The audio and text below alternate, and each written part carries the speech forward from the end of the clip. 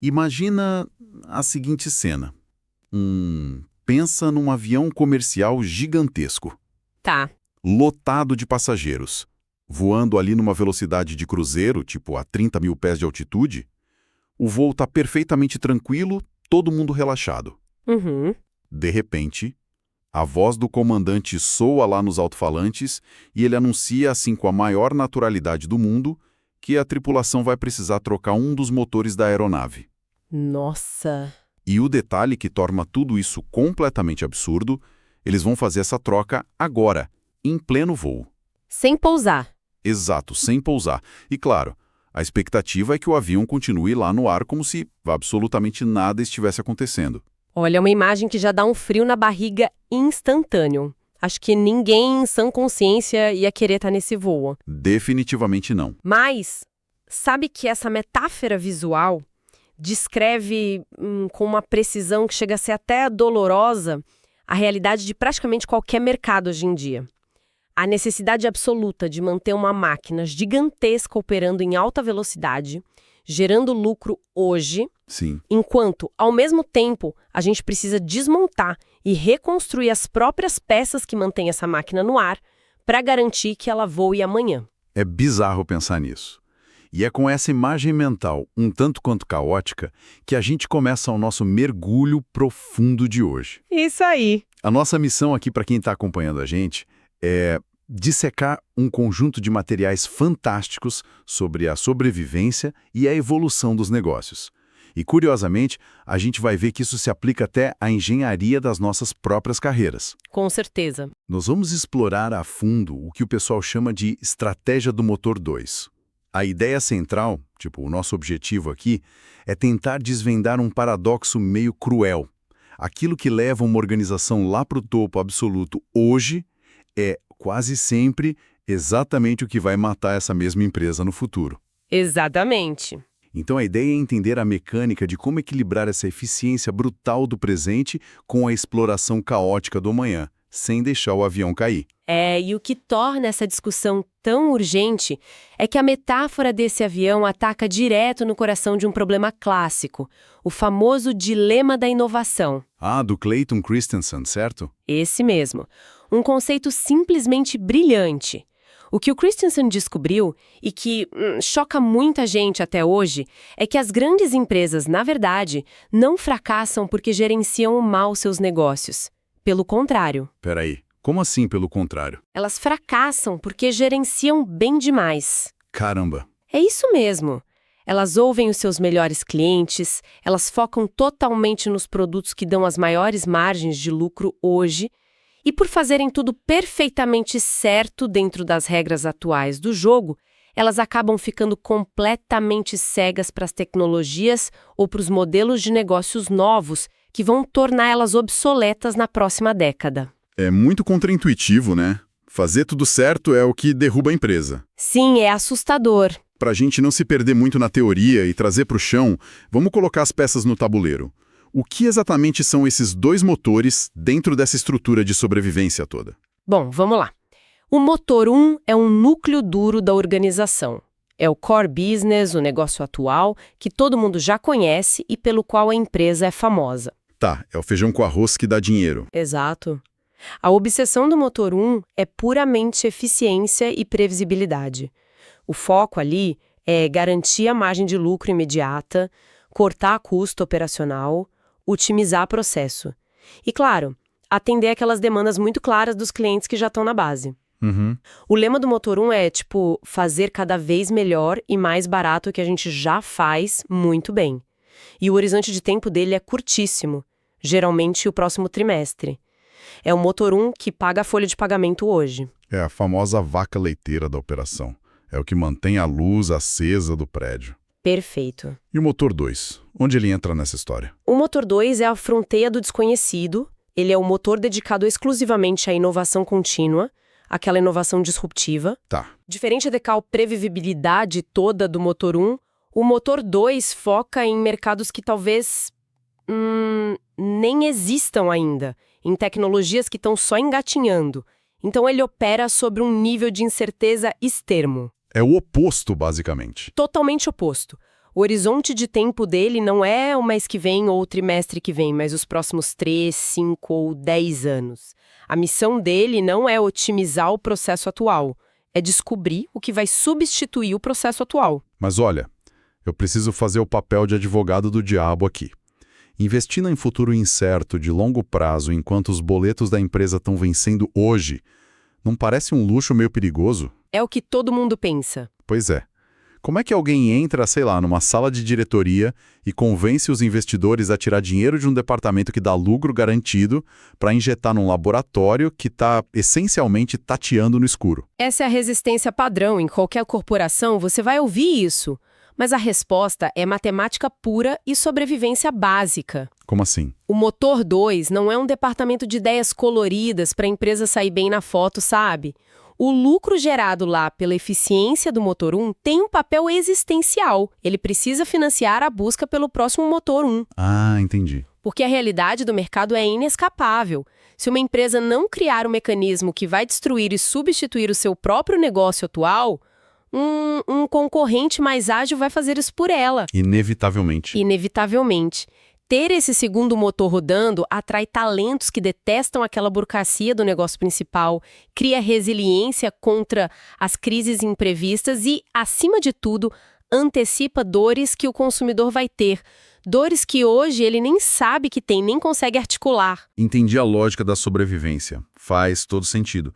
Mas vamos descer, tipo, do nível estratégico lá de cima para o nível físico, para o escritório mesmo. Como é que a gente compara esses dois motores operando no mundo real, lado a lado, debaixo do mesmo teto?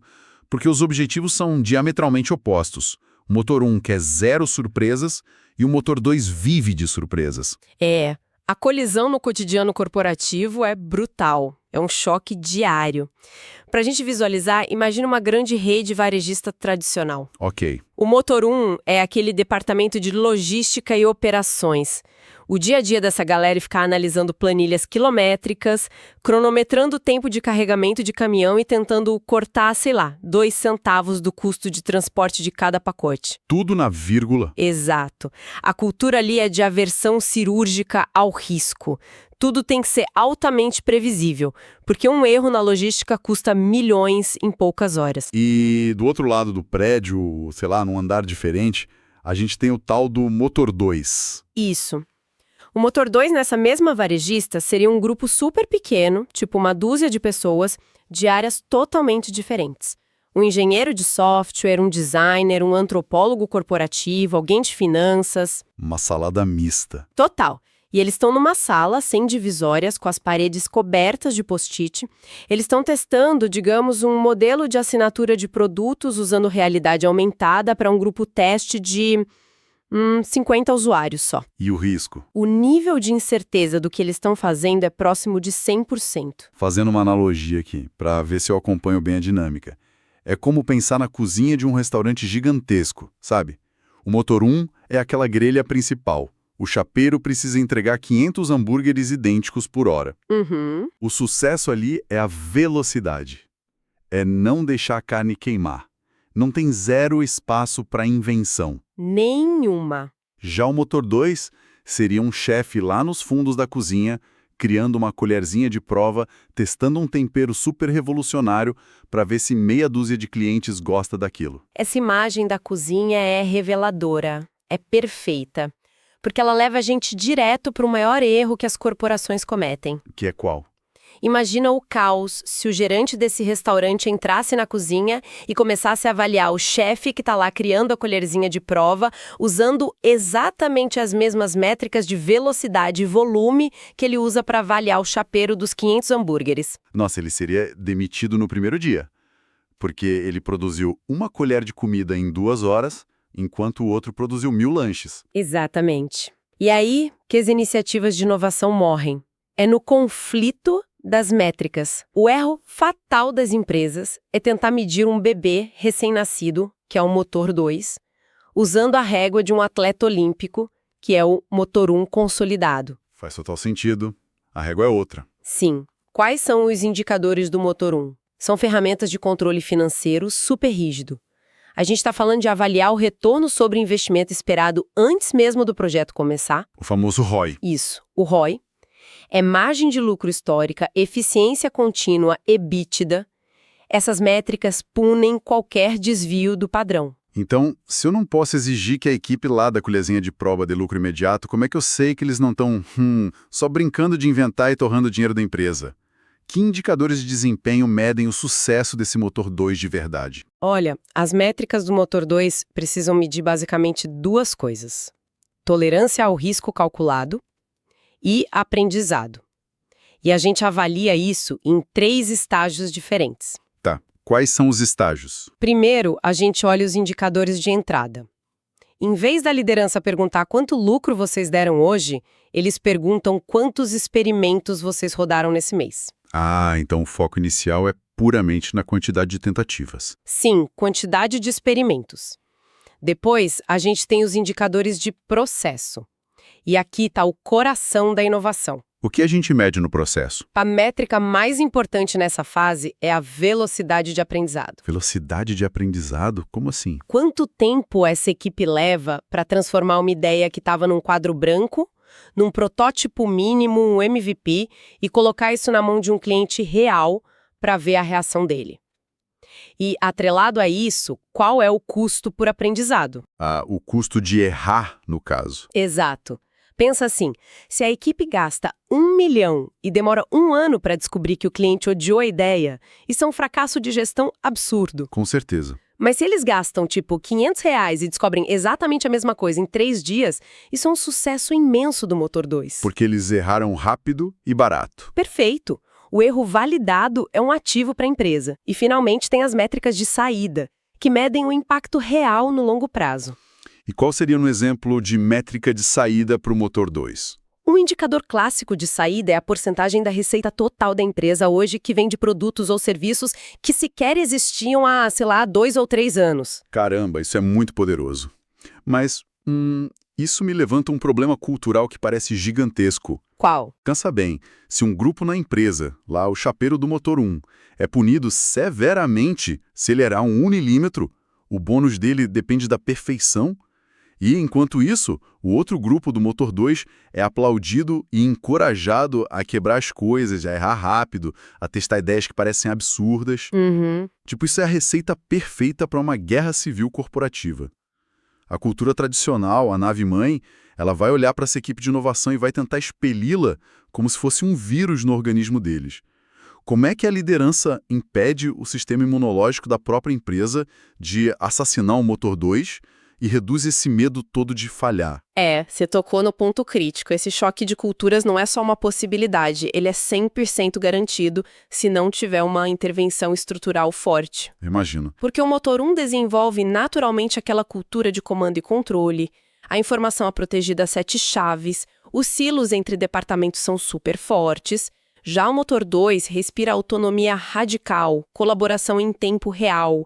As ideias precisam fluir livremente. Tá aí, o que o líder faz no meio desse tiroteio? Para evitar que a nave-mãe destrua o bote salva-vidas, a atuação da liderança é inegociável. O papel principal de um líder nesse cenário não é dar ideias geniais o tempo todo, mas sim atuar como um amortecedor.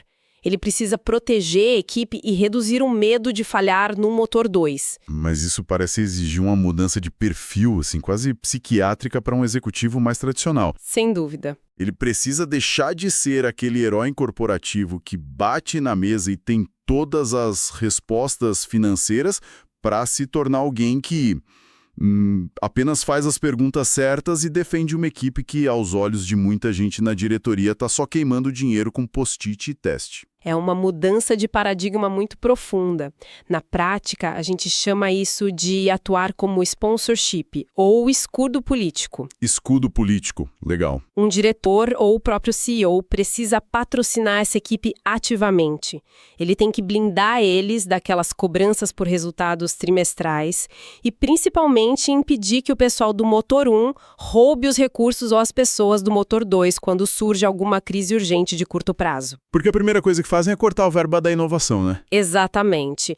E mais do que proteger, o líder precisa institucionalizar o conceito do erro construtivo. E como é que a liderança faz isso sem passar aquela mensagem de que, a mediocridade agora é aceitável, sabe?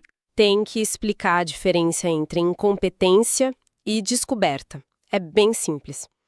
Se alguém erra porque ignorou um processo de segurança que já é super conhecido, isso é incompetência. Claro. Agora, se a equipe desenha um experimento rigoroso para testar uma hipótese de mercado, eles executam isso com disciplina e o resultado prova que a ideia original era péssima, isso é um custo de pesquisa válido. O líder tem que ir a público comunicar que esse tipo de falha é, na verdade, um dado científico muito valioso para a empresa. Interessante. Mas, falando em comunicar publicamente, a gente sabe que o discurso é muito bonito na teoria, só que a cultura real da empresa é ditada por quem recebe o cheque do bônus no final do ano. Com certeza. Se o reconhecimento financeiro for todinho para o gestor de logística que conseguiu cortar o custo lá no motor 1, poxa, ninguém talentoso vai querer arriscar a carreira indo para o motor 2. Se eu for no nervo central agora, os incentivos precisam ser totalmente diferenciados. E tem uma prática que parece loucura para empresas tradicionais, mas que é vital para o motor 2 funcionar. Que é? Premiar financeiramente ou celebrassem de forma muito pública as equipes que conseguem matar um projeto ruim logo nos estágios iniciais. Espera aí, deixa eu ver se eu entendi. Recompensar uma equipe com um bônus porque o projeto deles foi cancelado e não rendeu nada. Vai convencer um conselho administrativo disso? Parece estranho, mas a lógica financeira por trás é implacável. Me explica. Ao provar de um jeito muito rápido e com baixo custo que uma ideia que parecia brilhante no papel seria um desastre na vida real, essa equipe evitou que a empresa gastasse dezenas de milhões na construção de um produto inútil. Faz sentido. Eles estancaram a sangria antes dela acontecer. Eles salvaram o capital da empresa. E isso merece um prêmio muito maior do que só bater uma meta incremental de vendas. E, além disso, a liderança precisa alinhar a linguagem entre os dois mundos. Como assim alinhar a linguagem? Criar um vocabulário comum. Termos como pivotar, que é mudar a direção do produto baseado em evidência, ou iterar, que é ir melhorando em pequenos ciclos. Isso precisa ser compreendido pelo diretor financeiro. Ele tem que olhar para um teste falho não como desperdício de caixa, mas como a compra de informações estratégicas. Tá, beleza. Vamos supor que o escudo político funcionou e a liderança comprou a ideia, está pagando os bônus certinhos, mas dar um cheque em branco e proteção total para essa equipe também é um perigo. Muito perigoso. Como é que o motor 2 executa o trabalho no dia a dia sem gastar recursos, assim, cegamente? Porque uma coisa é você ter passe livre para testar. Outra, bem diferente, é ficar testando de forma totalmente caótica. Os documentos que embasam essa nossa análise mencionam que existe um kit de ferramentas bem específico para isso, né? Sem dúvida alguma. O caos do motor 2 precisa ser um caos altamente metodológico. A equipe não fica sentada lá nos puffs coloridos esperando a inspiração divina cair do céu. Não é oba-oba. Não. Eles usam processos de engenharia de inovação para mitigar o risco, passo a passo. Tudo começa, na grande maioria das vezes, com metodologias tipo Design Thinking. E qual é a pegada do Design Thinking aí? O foco inicial não é inventar uma solução logo de cara. É conversar exaustivamente com os usuários para entender onde está a dor real. É aquele princípio do duplo diamante, sabe? Você diverge, investiga dezenas de dores diferentes para depois convergir e focar no problema que realmente vale a pena ser resolvido. Voltando para a nossa analogia da cozinha, isso seria o chefe saindo lá de trás, indo de mesa em mesa, conversar com os clientes para entender do que eles estão sentindo falta, antes mesmo de comprar os ingredientes para a receita nova. Nossa, perfeito!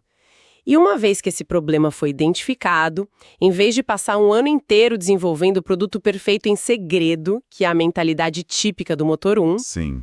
a equipe do motor 2 usa o Lean Startup, a startup enxuta, a lógica de experimentação rápida. Aquele negócio de construir, medir e aprender, certo? Exato. O objetivo é construir a versão mais barata e rudimentar possível da solução, o famoso mínimo produto viável. só para ver se o cliente interage com aquilo. Se o cliente rejeita, a equipe pivota, muda a abordagem na mesma hora. E como eles organizam o tempo para isso não virar uma bagunça? Entra o Agile, o desenvolvimento ágil. Para que isso funcione, eles organizam o trabalho em ciclos muito curtos, os sprints, de 1 ou 2 semanas. Em vez de fazer um mega lançamento anual de software, eles fazem micro-entregas constantes, adaptando a rota conforme o feedback do cliente vai chegando. Certo. E os documentos também falam bastante sobre buscar inteligência fora do próprio prédio da empresa? Sim, é a Open Innovation, a inovação aberta. É um reconhecimento de humildade incrível. Porque, cara, não importa o quão rica a empresa seja, nem todas as pessoas brilhantes do mundo trabalham para ela. É uma verdade dura para muito CEO. Pois é. Então, em vez de tentar desenvolver uma tecnologia disruptiva totalmente do zero e internamente, o Motor 2 faz parcerias com universidades, integra sistemas de startups pequenininhas ou abre seus problemas para desenvolvedores externos. É um acelerador de aprendizado brutal. Olha, a teoria é belíssima, é elegante, faz todo sentido no papel. Mas vamos para os fatos. Vamos. Que evidências reais a gente tem? Quem está ouvindo a gente também deve estar se perguntando de que estruturar o choque entre o motor 1 e o motor 2 dessa forma metódica realmente garante a sobrevivência. Porque o cemitério corporativo está lotado de empresas que tentaram inovar e morreram. É verdade. Mas os casos de sucesso mais duradouros das últimas décadas usaram exatamente essa estrutura, mesmo antes do termo motor 2 ser cunhado. Vamos pegar o exemplo da Netflix. Clássico. Todo mundo lembra deles lá atrás, entregando aqueles DVDs vermelhos pelo correio, né? Eu lembro bem. Então, aquele era o motor 1 deles e era uma máquina incrivelmente eficiente e super lucrativa, otimizada na última gota.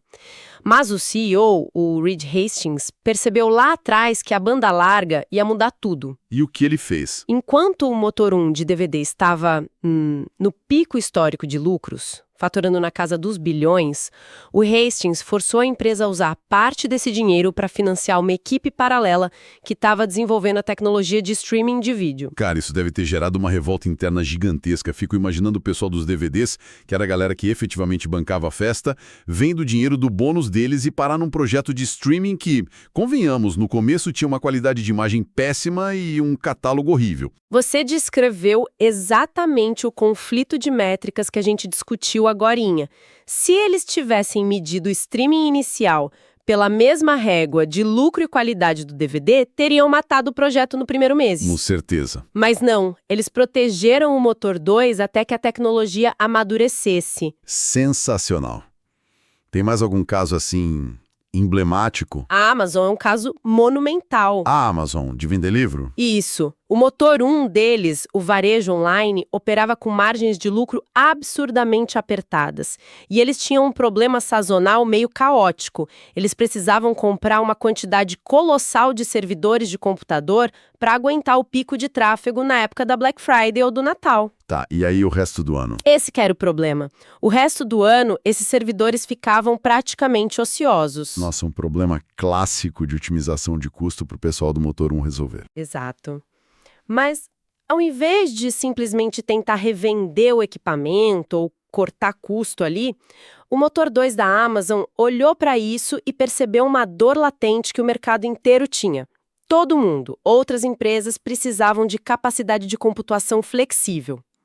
Então, eles empacotaram essa infraestrutura interna ociosa e começaram a alugar para terceiros pela internet. Nasceu aí a AWS, a Amazon Web Services. A famosa computação em nuvem. A nuvem da Amazon, que loucura! E olha que ironia. Hoje em dia, aquele negócio original de vender livros eletrônicos, que é o motor 1, empata ou dá muito pouco lucro. Enquanto a infraestrutura em nuvem, que nasceu lá no motor 2, gera a grande maioria do lucro operacional multibilionário da empresa inteira. O motor 2 simplesmente salvou a margem da Amazon. Eu fico impressionado ao ver como a resolução de uma ineficiência interna no motor 1 serviu de semente para o motor 2 acabar dominando o mundo corporativo. E isso não é só para a tecnologia digital das .com, certo? O nosso material também menciona empresas mais tradicionais, tipo a Bosch. Sim, a Bosch é um pilar da indústria pesada alemã. historicamente dependente de peças para motores de combustão, freios, um motor 1 mais físico e tátil possível. Peça de carro. Isso. Mas a liderança deles entendeu que a eletrificação e a análise de dados eram o futuro inescapável. Então, o que eles fizeram? Eles iniciaram um motor 2 totalmente focado em sensores de internet das coisas, soluções para cidades inteligentes, mobilidade autônoma. Uma virada de chave gigantesca. Foi uma transição dolorosa internamente, mas que hoje garante a relevância da Bosch num mundo onde os carros a combustão estão literalmente com os dias contados. Bom, tudo isso que a gente discutiu até agora é muito impressionante, claro, na escala dos bilhões de dólares e das dezenas de milhares de funcionários. Mas tentando trazer isso para uma realidade um pouco mais próxima de quem acompanha a gente hoje. Tá. Para a galera que não é o CEO da Amazon tomando decisão sobre nuvens de servidores. Como é que essa engenharia toda de 2 motores pode ser importada e aplicada na nossa rotina individual, no planejamento da própria carreira ou na vida pessoal? Olha, eu, como estudiosa do tema, fico fascinada com isso. Porque o modelo mental dos 2 motores, ele se traduz perfeitamente para o nível humano. É mesmo? Como seria o motor 1 na nossa vida? São da rotina. É o seu trabalho atual, aquele que paga as contas no fim do mês, são as suas obrigações domésticas, cuidar da própria saúde básica, ir no mercado, garantir que os prazos imediatos lá do seu chefe sejam cumpridos. As obrigações inevitáveis. Exato. O objetivo do motor 1 na vida de qualquer pessoa é estabilidade e execução consistente. É basicamente não deixar a sua vida descarrilhar. É o famoso manter as engrenagens girando e não atrasar boleto. Afinal, não dá para ser disruptivo com a conta de luz, né? De jeito nenhum. O motor 1 na nossa vida não aceita muita falha. E o motor 2? Em paralelo, a gente tem o nosso motor 2 pessoal, que é a sua zona de exploração, de crescimento para o futuro.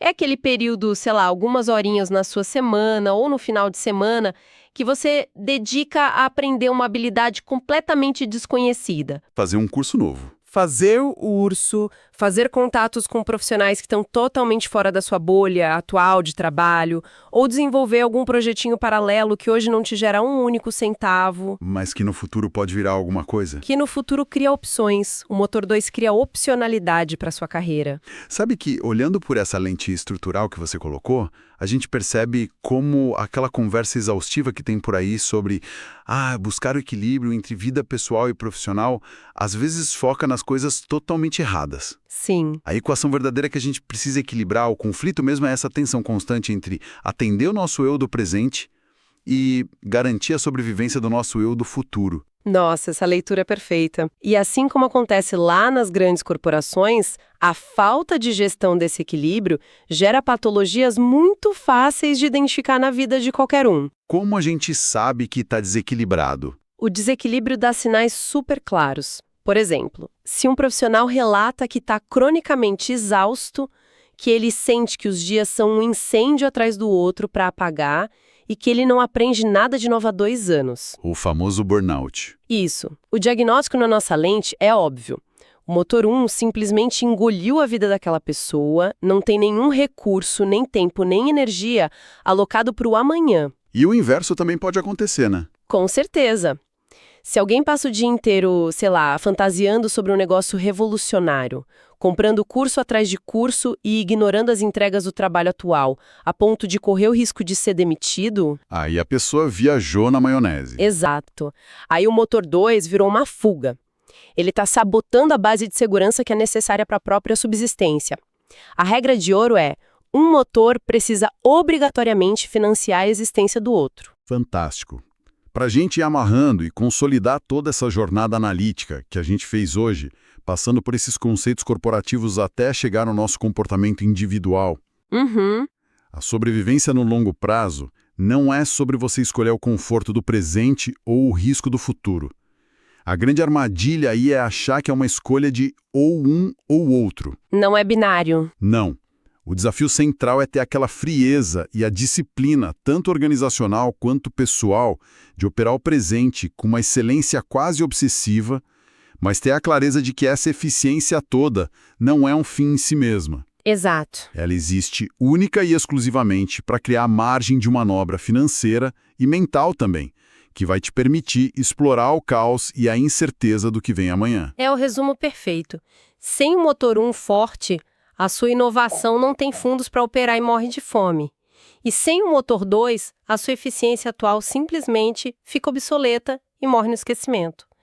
A magia, se que a gente pode chamar assim, está exatamente no atrito gerado entre manter esses dois motores girando ao mesmo tempo. O que acaba nos empurrando aqui para uma reflexão final, com um toque até quase irônico, para fechar a nossa análise para o pessoal que acompanhou a gente até aqui. Manda. Vamos pensar um pouco sobre o próprio sucesso desse sistema todo que a gente debateu. Quando o motor 2 finalmente dá certo e aquela aposta de risco é validada lá no mercado, Tá. tipo o streaming da Netflix ou a computação em nuvem da Amazon que você citou, o que acontece com esse motor 2?